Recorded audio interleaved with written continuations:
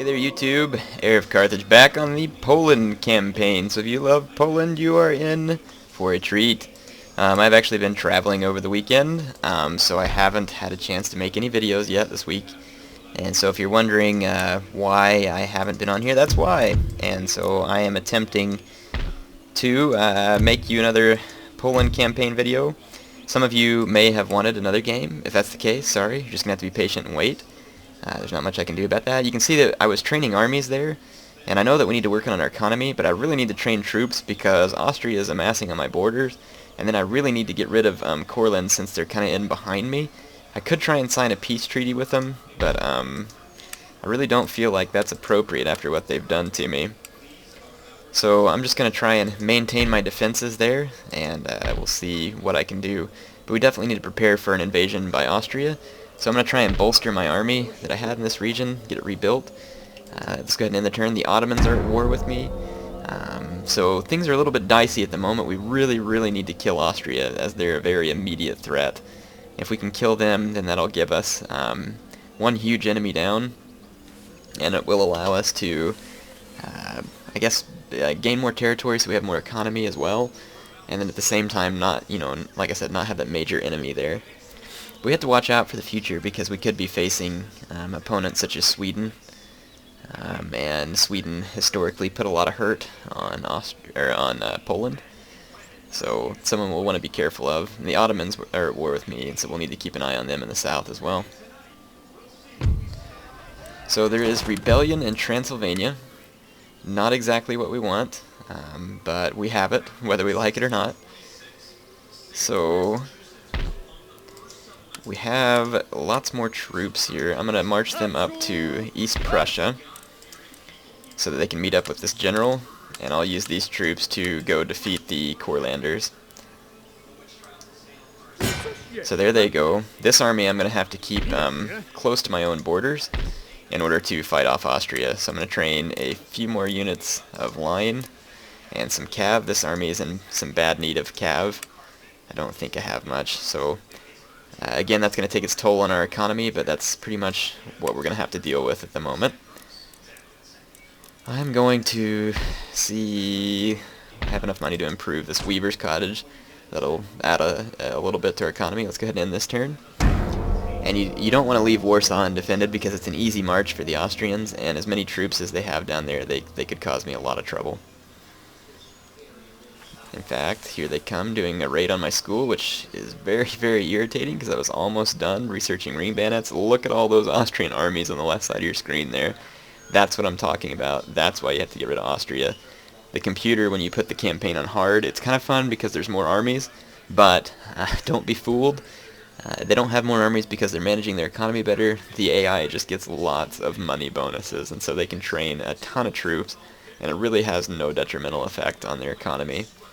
So a little bit unrealistic, but at least it adds a little bit of challenge since the AI is so easy to defeat. Alright, so the Transylvanian rebels and the Austrians are giving me trouble. So kind of irritating. Let's get the situation dealt with. We need to repair that building. You see I did not bring in much money this turn, and that's because I've recruited so many more troops. That's the kind of hurt that the computer doesn't have to put up with. I'm going to have to fight this fight on my own in order to make sure the computer doesn't get a whole bunch of kills on me. So right, here we are on the battle map against the Transylvanian rebels. We're going to try and deal them a rather quick defeat. There's a large number of them, although qualitatively speaking I should have an edge. Not that my troops are anything real high quality since this is still early period, since I don't have access to fire by rank. And in fact, I don't even have access to ring or socket bayonets yet. So I'm still very much technologically inferior to where I will be in the future. But we're trying that, take care of that as quickly as we can at my school. There we've routed the one of the units of the rebels. So I'm going to move up and work on the next ones. And you're going to want to use your cavalry in these types of battles to destroy as many routing troops as possible.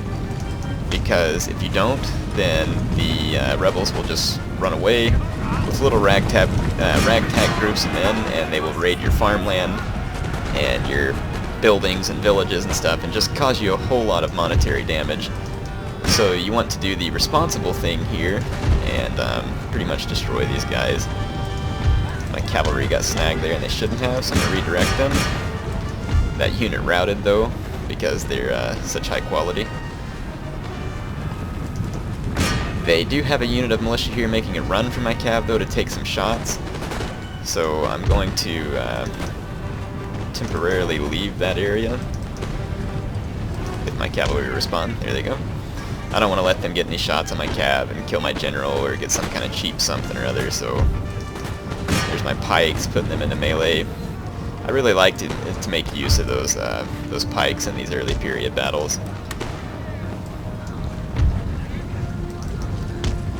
Alright, I'm going to get my cavalry moving back in, reposition my infantry, and just keep this fight rolling. You can see I have my pikes clear around to the rear of these rebel troops, and so now my men can fire in and cause minimal damage to my own units while causing pretty major damage to the enemy units. In fact, I'm going to reposition a little bit there.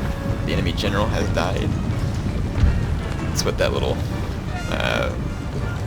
marker is that's coming down over there. I'm going to direct my cavalry to engage these routing troops. And it looks like the battle is over. All the rebel troops routing, so that wasn't too hard. Okay, there was a whole bunch of rebel troops remaining. I couldn't chase them down, just didn't have enough cav, so we'll auto-resolve that battle there, and you can see that there's still yet rebels alive in a most annoying fashion. I told you they try and leave as many of them alive as possible, and it's because they'll march around causing you the maximum amount of damage possible. I wouldn't be half surprised if they march into this city since I have nothing to garrison with it, or garrison it with during this turn. Alright, let's take these newly trained troops, combine them with my army. This is a rather large army that I have here, but as you can see, the Austrians have a huge number of troops in the vicinity, and I'm kind of at a predicament here because if I come and attack this army down by my school, they might very well just march on Warsaw, and if I go attack this army down here, these armies might attack Warsaw. I mean, there's just a whole lot of Austrians in the vicinity right now, so kind of an irritating situation. We will go ahead and go and march and put an end to this whole Courland thing, so I will maintain the siege here, make the Courlanders attack me, and then I will defeat them. And I'm going to have to go ahead and end this turn because I don't have any money, so we'll see what the Austrians decide to do. I do have defense outside of Warsaw, though, so should be able to defend that area. I'm kind of hoping all those Austrian troops will join up.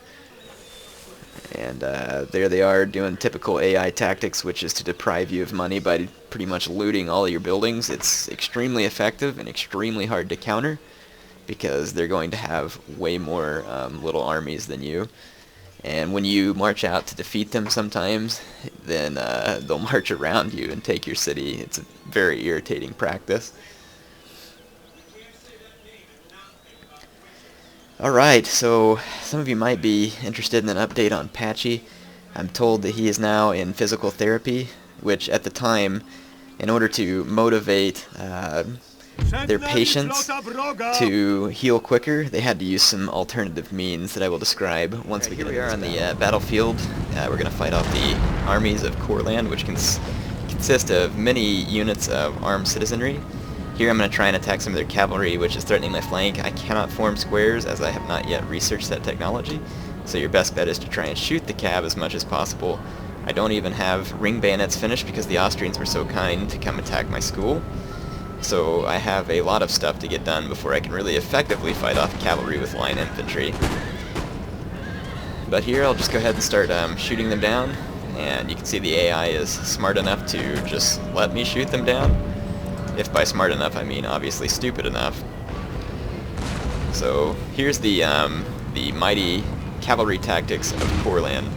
You stand a short distance from your opponent and wish death upon them, and hope that your enemies are taken by death before you actually have to do anything to cause them to die. So not a very sound tactic, but apparently the Courlanders are sticking to it, which is fine with me. There we go. They're amassing their armies which are coming out of the fort, and I'm going to use this opportunity to catch them in bad formations and assault their positions here. Their troops are pretty much entirely consisting of firelock armed populace. Here the Courlander horses are deciding to run away just in time to rout.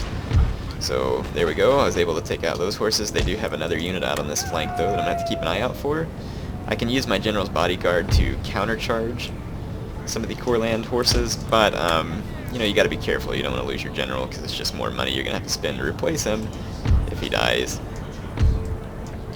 I am going to go ahead and aggressively push forward here because I am not worried about the strength of my troops versus the strength of the troops of Courland. So there we go. Now, some of you have asked me, oh, I was supposed to give you an update on Patchy, I forgot. Yes, he's in physical therapy, which physical therapy in this day, they had to use some alternative means of motivation. So rather than telling people that they're doing well and that they can succeed if they try hard, they use alternative methods such as, since Patchy has no arms or legs, they place food just out of the reach of his nubs, and he has to try and roll and crawl around on the ground to get to it.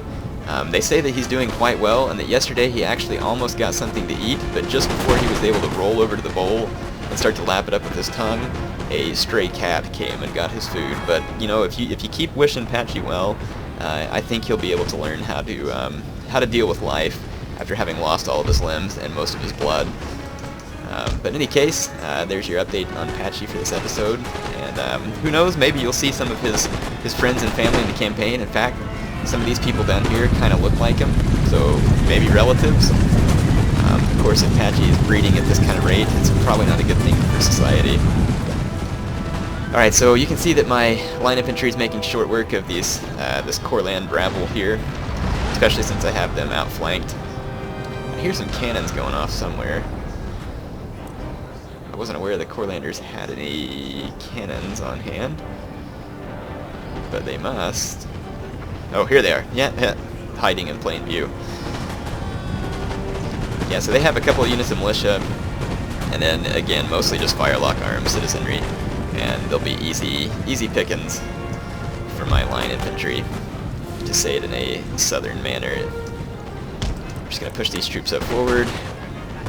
Here's a little bit of the action, if you want to call it action. So my vengeance on Courland is not super swift. I didn't go back quite as quick as I could, but my vengeance will be complete, and I'm going to take over their lands.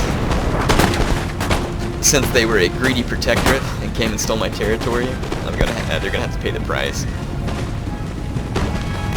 But hey, they'll get the privilege of being part of my grand and growing empire, so they should feel privileged.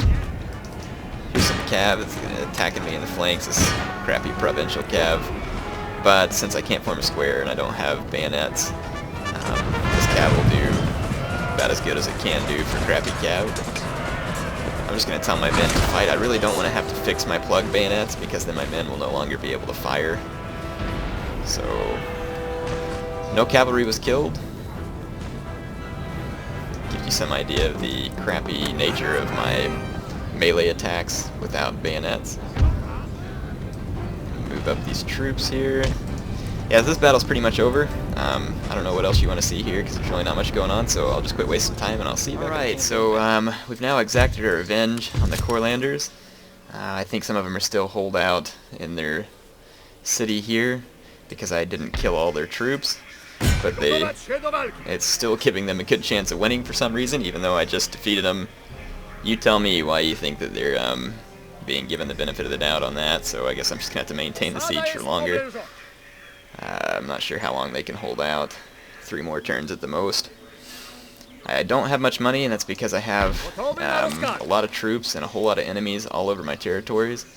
And then, yeah, the rebels took over Transylvania because even though I beat the living trash out of their armies, they went back and took my city while I was out, so just give them a quick wiping out, and now the situation is much more under control, albeit I don't have enough money to repair the building. Who was that? One of my gentlemen died. Dang. So I do need to keep my research going. The Austrians came down here and damaged my school, so even if I rebuild it, chances are they're going to damage it again, because that stinks. I need to finish researching my ring bayonets. I need the Austrians out of my territory. I'm just worried about getting too far away from Warsaw here, because the Austrians will be able to just march right in. Let's go ahead and do some fighting though and push them back. So I'm going to take care of that Austrian army, but there's many more where that one came from. But you can see they have a whole crap load of troops over there. Going to need to get these guys away from my school because I need my research to continue. Take the risk of auto-resolving this. It was a victory, thank goodness. However, I did lose a lot of men. That's the risk you take when you do auto-resolve. So I'm just going to keep these men around Warsaw for now, and we'll try and make a push against the Austrians from the south. But that's pretty much all the time I have for recording right now. Hope you've enjoyed this episode. I know it's been a little bit slow as far as taking some area, but soon we'll have Courland in our control, and we'll take Silesia and make our push on the Austrians. We might have to try and get some people to join this war against the Austrians with us. So I hope you're enjoying this campaign so far, and I will bring you more in the future.